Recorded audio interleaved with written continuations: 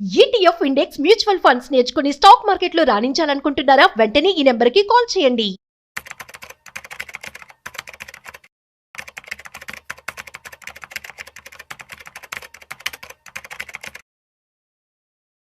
కేవలం ₹10 లోపల ఉన్నటువంటి పెన్నీ స్టాక్స్ గురించి ఇవాళ మనం తెలుసుకోబోతున్నాం. అయితే పెన్నీ స్టాక్స్ గురించి పూర్తిగా మనతో వివరించడానికి ఫైనాన్షియల్ ఎక్స్పర్ట్ గిరిబాబు గారు ఉన్నారు. So let start. So hi sir, నమస్తే. నమస్తే అండి. ఎలా ఉన్నారు? ఫైన్ అండి. సార్, పెన్నీ స్టాక్స్ గురించి చెప్పండి. అది కూడా ₹10 లోపల ఉన్నటువంటి పెన్నీ స్టాక్స్ లో పెట్టుబడి పెట్టడం మంచిదా కాదా?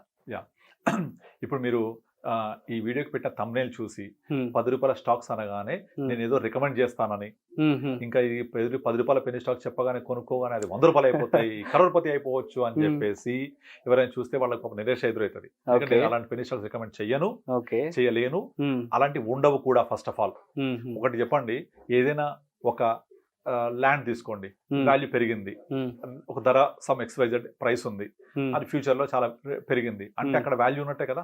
Exactly same applies to stocks also. ఒక స్టాక్ ఉంది, ఒక ప్రైస్ ఉంది, దాని బిజినెస్ బాగుంది, రెవెన్యూ బాగుంది, నెంబర్స్ బాగున్నాయి, గ్రోత్ ప్రాస్పెక్ట్స్ బాగున్నాయి, ఆటోమేటిక్గా షేర్ ప్రైస్ పెరుగుద్ది కదా.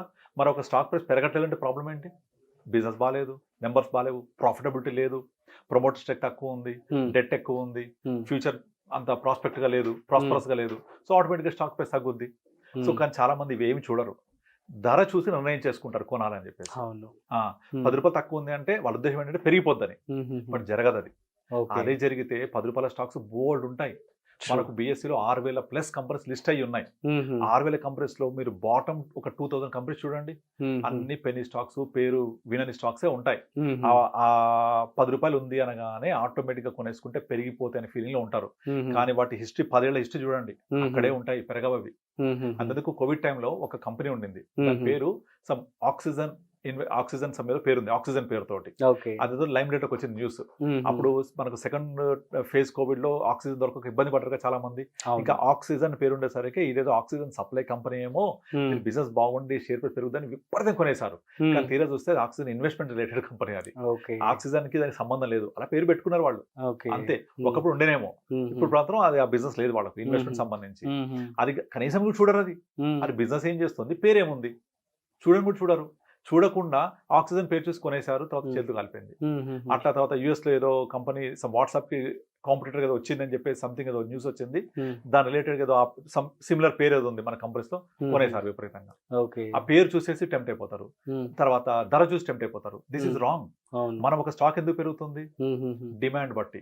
ఇప్పుడు మనకు ల్యాండ్ ఎలాగైతే సప్లై కాన్స్టెంట్, ల్యాండ్ సప్లై పెరగదు కదా, స్టాక్ మార్కెట్ లో షేర్స్ కూడా ఎప్పుడు సప్లై కాన్స్టెంట్. మీకు ఒక కంపెనీ షేర్స్ ఉన్నాయంటే అవి ఫ్రీ ఫ్లోట్ షేర్స్ అని ఉంటాయి. అన్ని షేర్స్ మాత్రం మార్కెట్ అవైలబుల్ ఉంటాయి పబ్లిక్ కొనుక్కోవడానికి. ఫర్ ఎగ్జాంపుల్ ఇప్పుడు రిలయన్స్ ఇండస్ట్రీస్ గ్రూప్ తీసుకోండి, అందులో ముఖేష్ అంబానీ ఫ్యామిలీ గ్రూప్, తర్వాత లాక్-ఇన్ షేర్స్, ప్రమోటర్ షేర్స్ అన్ని పోయిన తర్వాత మనం మార్కెట్లో కొనుక్కోవడానికి అవైలబుల్ షేర్స్ ఏవైతే కొన్ని ఉంటాయో అవి ఉంటాయో ఆ నెంబర్ మాత్రమే మనం కొనుక్కోవడానికి స్కోప్ ఉంటుంది. అది కూడా అవైలబుల్ నెంబర్సే. మళ్ళీ మీరు ఆల్రెడీ కొన్ని షేర్స్ కొనుక్కున్నారు, ఎప్పటికి అమ్మరు, I can't buy from there. కనుక ఫ్రీ ఫ్లోట్ అవైలబుల్ షేర్సే అవైలబుల్ ఉంటాయి తప్ప నెంబర్ పెరగదు ఎట్టి పరిస్థితుల్లో. కనుక మనకు సప్లై కాన్స్టెంటా, డిమాండ్ ఎక్కువ ఉంటే ప్రైస్ ఏమైంది, పెరుగుతూ ఉంటుంది. ఇప్పుడు మార్కెట్ లో టమాటాలు విపరీతంగా వచ్చేసాయి, అప్పుడు ధర ఏమవుతుంది, పడిపోద్ది కదా, ₹1 వచ్చేస్తుంది. టమాటా దొరకట్లేదు, కిలో ఎంత అప్పుడు ₹100 అయిపోతుంది. సేమ్ ఉల్లిపాయలు అంతే. ఇక్కడ supply is determining the price కదా. ఆ సప్లై ఎక్కువ ఉంటే పెరగడం, సప్లై తక్కువ ఉంటే తగ్గడం, అంతే. డిమాండ్ కాదు, సప్లై. వేరే స్టాక్ మార్కెట్ లో supply is constant, demand determine చేస్తారు అక్కడ. డిమాండ్ అంటే ఇప్పుడు Reliance industries shares for example చెప్తున్నాను, కొన్ని షేర్స్ ఉంటాయి, సప్లై ఇస్ కాన్స్టెంట్. ఎక్కువ మంది నాకు కావాలని డిమాండ్ తోటి కొనుక్కుంటూ ఉంటే ఆటోమేటిక్ గా ప్రైస్ పెరుగుద్ది. ఇప్పుడు పెన్నీ స్టాక్స్ వచ్చేస్తే పెన్నీ స్టాక్స్ సప్లై కూడా కాన్స్టెంటే, దాని ప్రైస్ ఎప్పుడు పెరుగుద్ది, డిమాండ్ ఎక్కువ ఉంటే. ఎప్పుడు డిమాండ్ వస్తుంది, ఆ కంపెనీ పర్ఫార్మెన్స్ బాగుంటే. అదుందా తెలియదు అసలు, అవి చూడరు అసలు. కనీసం ధర ఉంటే ₹10 కొనేసుకోవాలి. ఇలాంటి అడుగుతుంటారు నన్ను కూడా, చిన్న చిన్న చెప్పండి అంటే ఎక్కువ వస్తాయిగా, ఎక్కువ వస్తే డబ్బులు ఎక్కువ వస్తాయని. డబ్బులు పోతాయి అక్కడ, అర్థమైందా? ఫర్ ఎగ్జాంపుల్ ఇప్పుడు బజాజ్ ఫిన్సర్వ్, బజాజ్ ఫినాన్స్, తర్వాత ఎయిర్టెల్, ఇలాంటి పెద్ద పెద్ద కంపెనీస్ ఒకనొక టైంలో ₹20, ₹30 ప్రైస్ ఉన్నాయి. ఇవన్నీ 2008 కి ముందు బజాజ్ ఫినాన్స్, బజాజ్ ఫిన్సర్వ్ కంపెనీలు less than ₹30-40. Airtel around 30-40 rupees. అవును అవన్నీ మల్టీ బ్యాగర్స్ ఇప్పుడు. అవును. సో ధర పెరగగానే కొనరు, ఎందుకంటే పెరిగిపోయిన ధర అని చెప్పేసి. కనుక నేను అందరికి చెప్పేది ఏంటంటే తక్కువలో ఉన్నప్పుడే తీసుకోవడం బెటర్. అంటే తక్కువ ఉన్నప్పుడు ప్రైస్ గురించి కాదు, మళ్ళీ ఆఫ్ కోర్స్ వాల్యూ వాల్యూ పెరగడానికి స్కోప్ ఉందా, దాని బిజినెస్ ఎలా ఉంది, దాని ప్రాస్పెక్ట్స్ ఎలా ఉన్నాయి, ప్రమోటర్ స్టేక్ ఎంత ఉంది, నెంబర్స్ ఎలా వాళ్ళు డిరైవ్ చేస్తున్నారు, నెంబర్స్ ఎలా వస్తున్నాయి, ఫ్యూచర్ గైడెన్స్ ఎలా ఉంది, ఆ బిజినెస్ కి ఒక ఫ్యూచర్ ఏముంది, ఇవన్నీ మనం ఆలోచించుకొని మనము ఒక స్టాక్ కొనుక్కోవాలి తప్ప ప్రైస్ ఒకటే డిటర్మైన్ చేయొద్దు. మీరు అలా కనుక అయితే 10 రూపాయల కింద ఉన్న స్టాక్స్ కొనుక్కుంటే ఈ పెరిగిపోతే నేను మల్టీ బ్యాగర్ అయిపోతే, నేను కొడిషన్లు అయిపోతే అంటే అంతకు మించిన తప్పు లేదు. తప్పులో కాలేసినట్టే. పప్పులో కాలేసినట్టు లేదు, తప్పులో కాలేసినట్టు. తప్పులో బాబా తప్పులు అనేది అందరు చెప్పేది. నెక్స్ట్ లెవెల్ చెప్పండి. తప్పులో కాలేసినట్టే. ఆ తప్పులు చేయొద్దు. ఓకే, మనం ఏం చేయాలి, మనకి ఏం కావాలి, మన టార్గెట్ ఏంటి, ఈ కంపెనీ యొక్క క్రెడిబిలిటీ ఏంటి, దాని నెంబర్స్ ఏంటి, ప్రమోటర్ స్టేక్ ఏంటి, అలా కొనుక్కోవాలి. యాక్చువల్ చాలా మంది సుజలాన్ స్టాక్ గురించి మాట్లాడుతూ ఉంటారు. ఇప్పుడు 80 రూపాయలు 60 రూపాయలు సంథింగ్ ఉంది అక్కడ. సో అది 8 రూపాయలు 5 రూపాయల్లో చాలా రోజులు ఉంది, కొన్ని సంవత్సరాల పాటు. కానీ చాలా మంది తెలియదు ఏంటంటే Suzlon was 2000 rupees once upon a time. Public issue 2004 వచ్చినప్పుడు నేను కొన్నాను. పబ్లిక్ ఇష్యూలో అది 2000 మళ్ళీ తగ్గిపోయి ఇక్కడికి వచ్చింది. అది 200 రూపీస్ పబ్లిక్ ఇష్యూకి వచ్చినప్పుడు డే 1 అది 3 times అప్పర్ సర్క్యూట్ కొట్టింది. పబ్లిక్ ఇష్యూకి వచ్చిన లిస్టింగ్ రోజు నేను చెప్తాను 2004-05 లో I was trading on that day. నేను కార్వీలో ట్రేడ్ చేసేవాడిన రోజు అది ఫస్ట్ టైం నేను చూసిన ఒక షేర్. ఫస్ట్ డే లిస్టింగ్ నాడే అప్పర్ సర్క్యూట్. ఇప్పుడు లేదా రూల్స్ అన్ని మారిపోయాయి. ఇప్పుడు 10 o'clock లిస్ట్ అవుతుంది, చాలా మారిపోయాయి. కానీ అప్పుడు ఏంటంటే ఫస్ట్ డే మాత్రమే అది బాగా వొలటాలిటీ ఉండేది, బాగా కొనేవాళ్ళు. ఎక్కడికైనా ప్రైస్ మూవ్ అయ్యేది. Upper circuit, second upper circuit 400 రూపాయలు వెళ్ళిపోయింది. With in period of time 600 వెళ్ళిపోయింది. అక్కడ నుంచి బిఫోర్ 2008 రెసెషన్ ఫాల్ కు ముందు అది 1800-2000 కూడా వెళ్ళింది. అక్కడి నుంచి పడి 5 రూపాయలకు వచ్చేసింది మళ్ళీ. సో మరి అక్కడ ఉన్నవాళ్ళ పరిస్థితి ఏంటి? అలా అనిల్ అంబానీ గ్రూప్ స్టాక్స్ అన్నీ అలాగే జరిగాయి. అవన్నీ 3000 రూపాయలు 30-40 రూపాయలు కూడా వచ్చిన సందర్భాలు ఉన్నాయి. ఇక్కడి నుంచి అటు కూడా పోతాయి. కనుక మనము ఈ స్పెక్యులేషన్ జోలికి వెళ్ళొద్దు. మనం వాల్యూస్ ని దృష్టి పెట్టుకోవాలి, కంపెనీ ప్రాస్పెరిటీ దృష్టి పెట్టుకోవాలి, నెంబర్స్, బిజినెస్ ఎలా వెళ్తోంది, ఇవన్నీ స్టడీ చేయగలగాలి. చేయలేరా? సింపుల్, మ్యూచువల్ ఫండ్స్ రండి, అక్కడ అన్ని జరుగుతాయి. మీకు కావాల్సిన 15% వస్తుంది. Multi bagger, power of compounding is the biggest thing. So నాకు అన్ని ఓవర్ నైట్ కావాలంటే జరగవు. ఆ ఓవర్ నైట్ అయ్యే లోపల సినిమా అయిపోద్ది. ఇప్పుడు యంగ్స్టర్స్ ఉన్నారు కదా, యంగ్స్టర్స్ జెన్జీ ఉన్నారు కదా, వీళ్ళందరికీ ఏంటంటే ఇమీడియట్లీ క్విక్ మనీ కావాలి. They don't want to wait. Crypto currency వెళ్తారు, తర్వాత ట్రేడింగ్ చేస్తూ ఉంటారు. F&O నాకు నిన్న ఒక క్లయింట్ కాల్ చేశాడు. తను అసలు స్టాక్ మార్కెట్ జోలికి వెళ్ళలేదు, అందరు కొంటున్నారు అని చెప్పేసి నా దగ్గరకు వచ్చాడు. అయితే ఇట్లా మ్యూచువల్ ఫండ్స్ అన్ని చెప్పాను నేను. అయిపోయింది, ఒక 4 months అవుతుంది. ఇన్వెస్ట్ చేశాడు, అరౌండ్ 30 lakhs ఇన్వెస్ట్ చేశాడు. ఇప్పుడు ఒక 12% అబ్సల్యూట్ రిటర్న్ తో పెరిగి ఉంది పోర్ట్ఫోలియో. అప్పుడే వితిన్ 4 months మార్కెట్ లో ఎంటర్ అయ్యాం కదా, 10-12% పెరిగింది. అన్ని కూడా పోర్ట్ఫోలియో పర్ఫెక్ట్ బ్యాలెన్స్ చేసాము. ఇంకా ఇప్పుడు 2 lakhs SIP ఉంది అతనిది. నాకు ఫోన్ చేసి క్యాన్సిల్ చేయండి అన్నాడు, చేసేసాము. తర్వాత తిరిగి ఫోన్ చేసి నాకు ఇంకొంచెం రిస్క్ తీసుకోవాలని ఉంది, స్టాక్ మార్కెట్ వెళ్ళాలని ఉంది, తర్వాత ఇది సేఫ్ గా ఉంటాయి కదా, F&O చేయాలని ఉంది, క్విక్ మనీ కావాలి. నేను చెప్పాను, నువ్వు మనీ గురించి మాట్లాడుతున్నావు, రూపాయల గురించి, నేను సంపద గురించి మాట్లాడుతున్నా. సంపద సృష్టించబడాలి అంటే టైం ఇవ్వాలి. Quick money can never give you. Quick money రాదు. ఒకటి చూపించండి నాకు. ఇప్పుడు స్టాక్ మార్కెట్ లో నేను ట్రేడ్ చేసి మా అమ్మాయి పెళ్లి చేశా, స్టాక్ మార్కెట్ లో ట్రేడ్ చేసి నేను ఇల్లు కట్టాను, స్టాక్ మార్కెట్ లో ట్రేడ్ చేసి నేను మా అబ్బాయిని విదేశాలు పంపించా. ఒక చూపించండి ఎగ్జాంపుల్ నాకు. ఉండదు. బట్ మ్యూచువల్ ఫండ్ పెట్టి చిట్టీలు వేసి ల్యాండ్ అమ్మి చిట్టి వేస్తే 4 years తర్వాత డబ్బులు వస్తాయి.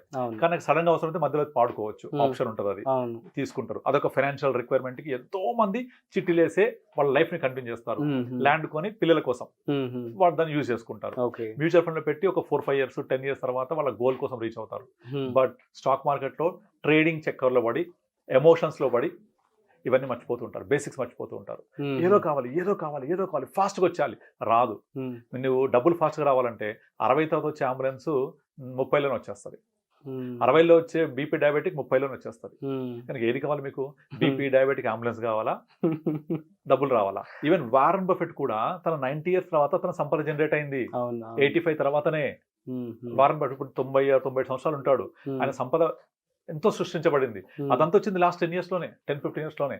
అంటే బై ద టైమ్ హీఈస్ 80+ కదా. కనుక నేను 30s-40s చేయాలి అంటే పాసిబుల్ అవ్వదు. దానికి కావాలంటే స్టార్ట్ ఎర్లీ.